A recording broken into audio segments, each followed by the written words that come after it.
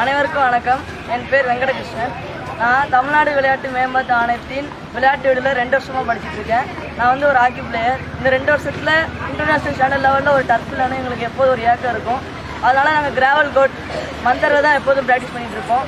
இதனால் எங்கள் ஸ்கில்லும் அவ்வளோவா டெவலப் ஆகாது. அதனால் முதலமைச்சர் 1 வருஷத்துலேயே இன்டர்நேஷ்னல் ஸ்டாண்டர்டில் ஒரு டர்ஃப் உருவாக்கிட்டார். மாண்புமிகு தமிழ்நாடு முதலமைச்சருக்கும் மாண்புமிகு துணை முதலமைச்சருக்கும் எங்களோட நன்றி. வணக்கம், என் பேர் மணிமாறன். திருநெல்வேலி விளையாட்டு வீட்டில் படிச்சுட்டு இருக்கேன்.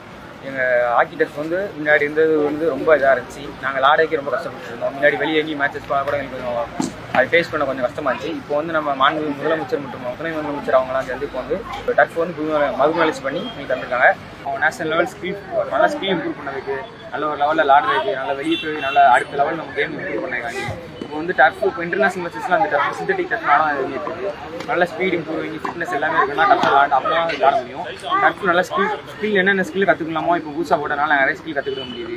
நேஷனல் மேட்சஸில் இன்டர்நேஷனல் மேட்சஸ் எங்களால் நல்லா பர்ஃபார்ம் பண்ண முடியுது. தேங்க்யூ. வெளியீடு உங்கள் செய்தி மக்கள் தொடர்புத்துறை.